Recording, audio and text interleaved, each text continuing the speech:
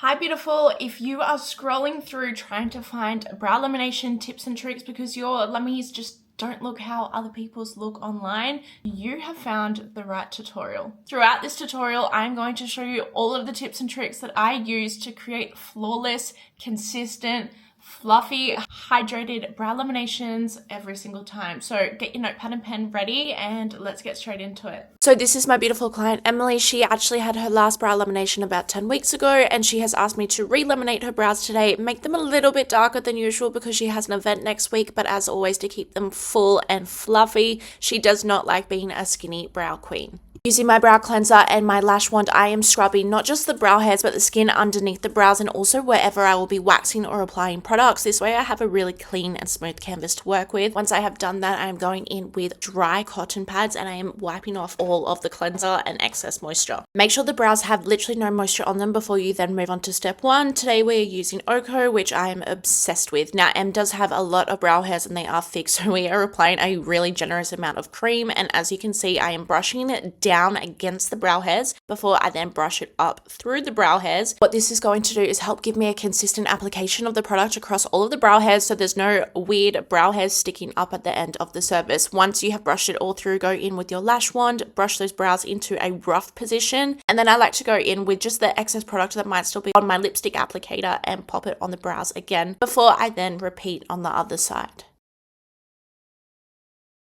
Once I have an even coat of the product on both of the brows and I'm happy with the rough position that I have brushed them into, remember we're not locking them into their place now so that it does not have to be perfect. I am then going to go in with a clean cotton tip or lipstick applicator, remove all of the excess product that's sitting on the skin, but I'm not going to take it off of the hairs, and then I'm going to go in and place my cling film on top of the brows. This is going to help keep the product moist and it's also going to warm up the product so it's going to work a little bit quicker. You can also see when I place the cling film on, I actually like to gently push it into the brow hairs. Again, I do not want any oxygen in there. I want the product to stay nice and moist. Once you have had the product on for the designated amount of time, you want to go ahead and do the readiness test. So with our iridental brush, brush the brows into any position, and they should not only move into any position, but they should stay in that position as well. If they do not, they are not ready. And as you can see here, I'm brushing the brows down. We have some of the front of the brows bouncing back up into their natural place, so they are not yet ready. So I'm applying some more product to the brow, popping that Glad Wrap back on, and I'm going to leave it on for another minute.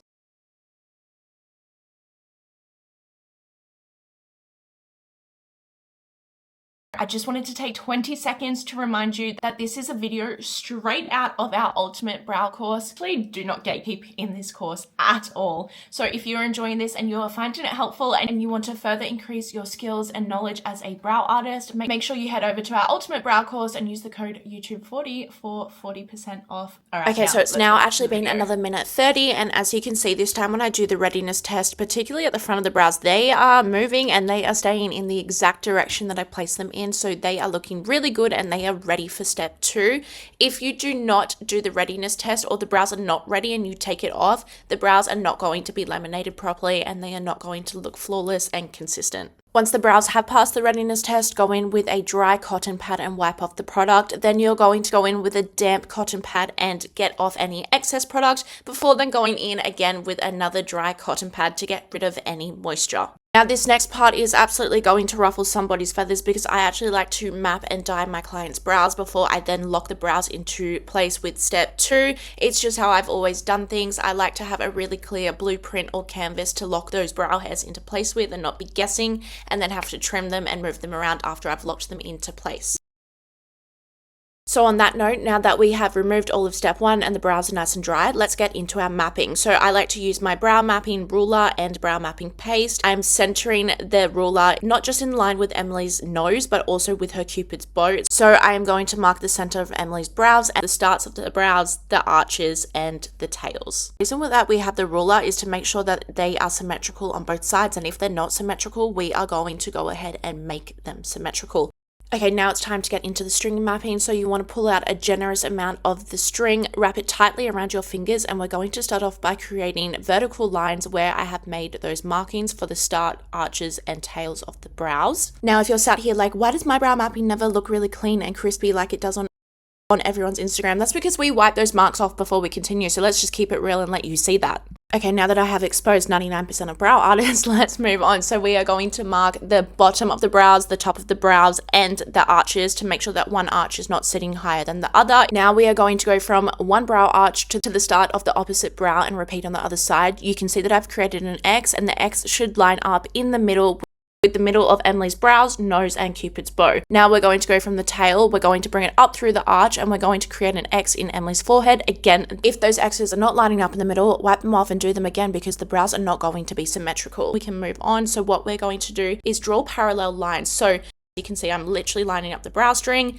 and then I'm bringing it down underneath the brow and making those lines. Now, again, let's just expose myself a little bit more. We're going to wipe off all of the excess chalk, wipe off any lines that I'm not happy with, any chalk that accidentally went through the brows. We want to make sure that everything is looking symmetrical and clean. Now, if you were managing your client's expectations, I would probably wipe off all of those excess lines that you don't need so that they don't look at the brows and be like, what am I meant to be looking at here? Anyway, Emily's always happy with what I do, so I don't even show her anymore. So once I am finished with the mapping, I have gone into my trimming. So I'm going to brush the brows up on a 45-degree angle, and I'm going to pull Emily's skin really, really tight. And as you can see, when I'm trimming, I'm actually trimming above the markings or the lines that I have made. That's because I can always take more off, but if I take too much off, I cannot replace that brow hair. So take your time, continue to rebrush the brows if you have to, or if you move them out of position, pull the skin really tight and do not take off too much brow hair. A quick little brow hack for you as well, if your client wants to thin out their brows but you don't want to take off all of that brow hair, the more that you trim them, the thinner they're going to look. So in this case, Emily does not want thin brows, so I'm barely taking off any brow hair. I'm just taking off what we need to keep the brows looking symmetrical. Now that I have finished trimming Em's brows, I'm going to mix up my dye, but before I do that with my tweezers, because Emily has so much brow regrowth at the moment with my tweezers, I've just removed or moved all of the hair out of my way that I do not want anymore, which will be getting removed when I wax. Now for Em's color, I did 70% light brown, 20% graphite, and then I just used a little bit of dark brown in there. I don't normally use dark brown on Em, but that was her request today, so her wish is honestly just my command. So today I am using the Bronson range, so that is a 1-to-1 ratio with the developer and the dye. So I have popped that onto my tile and I am going to mix that bad boy up until there is no marble or discoloration. It should be just one color, no chunks in there either. Do not start applying the dye to your client's brow until it is an even consistent color. And now we can get into it. So see that I'm coating that small angle brush, but then I'm wiping off the excess onto the side of the tile. Less is more when it comes to dyeing. That's how we create our really crispy, clean lines. So pull your client's skin really, really tight when you do the underline. We're always going to start from the arches and the tails and work our way forward, because even though this is a lamination, we still want the tails and the arches of the brows to look a little bit more bold and defined than the front. So you can see that I'm pulling Em's skin really tight and I'm just stamping that underline in. I don't care how steady you think your hand is, always go in with a little micro brush and just clean up your lines as you go. It can make the world of difference, especially with the Bronson range where the colors at the start, often you can't really actually see what you're applying. Clean it up more than you think you actually need to, because again, it makes the world of difference in creating crispy, clean, defined brows. So continue to stamp that underline. We're going to do 2 rounds of this. Again, we are really stamping it into the back end of the tail, and we are using slightly less product and a softer hand when we get to the front. My God, I am out of breath. Lucky I am a lash and brow artist and not a fitness fanatic. Okay. Now, as you can see, I do like to move around the brow as I work. We are now going to the top tail end of the brow. So again, I'm going to pull Em's skin nice and tight, and I am carving the arch and the tail out just by stamping it in really, really well. Now, once I have carved out the arch and the tail, I'm going to go into the middle of the brow and I'm going to stamp in the product to the back end of the brow so that there is no brow at the end untouched. Again, we are going to use our micro brush just to clean up our lines as we go, and then we're going to start to work our way forward. We're going to carve out the top of the brow and stamp the product in between after. You can see that I'm stamping the product the whole way through the brow until I get to the very front of the brow, and then I have a softer hand and I'm just almost feathering it through. This again is because we don't want those blocky brows at the front. We want them to be nice and soft. Once you have finished carving out the brow, again, one more time, you're going to use your micro brush and you're going to clean up those lines. Look how good that is looking so far, and we haven't even done the final steps. Speaking of final steps, grab your iridescent brush and we are going to feather and brush that dye through the brow. This is what's going to give that fluffy lamination dye look, but as you can see, I'm not touching that bottom line. I still want a crispy, clean bottom line. It's going to keep the brow looking defined rather than making it look a little bit blurry or messy. You know the drill, wipe off the fronts of the brows on a 45-degree angle after 45 seconds, then wipe off a little bit more a minute or a minute and a half later, depending how dark you want the brows, and repeat on the other side. I'm not going to show you that. We're going to get straight into our waxing. This is more of a laminating tutorial, so I'm not even going to dive really deep into the waxing, but a few key points for you. Make sure that you're always pulling the skin really, really tight, and then when you apply the wax, you want to apply it with the brow hairs and take it off quickly against the brow hairs. If you do not pull the skin tight enough, you could cause skin lifting, and it's really going to hurt. I pulled Emily's skin so tight that, as you can see, it literally ripped out all of that brow hair, and apparently it didn't even hurt her, which is weird because it hurt me when I ripped it out. You guys can have a look at all the brow hair it took out right now. Honestly, I don't want to call my client a liar, but she's definitely lying and it definitely hurt. Anyway, moving on with more waxing. If you're not super confident with your waxing, or you're a little bit more new to it, or you still aren't 100% confident with the shape, although you should be because we've already moved on to the waxing and dyeing, just go in little increments and just do little bits of waxing at a time. It's crazy how much when you take off the scruff of the tail of the brow, for instance, it changes the whole shape and you can see things starting to come to life. Brows is like makeup. Sometimes you just have to trust the process and know it's going to work out and look good, even if it doesn't in the moment. Remember, if you're using hard wax, you can wax over the same spot twice, but if you're using soft wax, you can only wax over the same spot once. So once you have done all of your waxing, if there's any stray hairs left over, go in with your tweezers and just get those hairs out. I love my tweezers. Again, I do think that they really help create that definition of the brow, especially on the underline. So don't be afraid to get in there with them if there's a few hairs left over.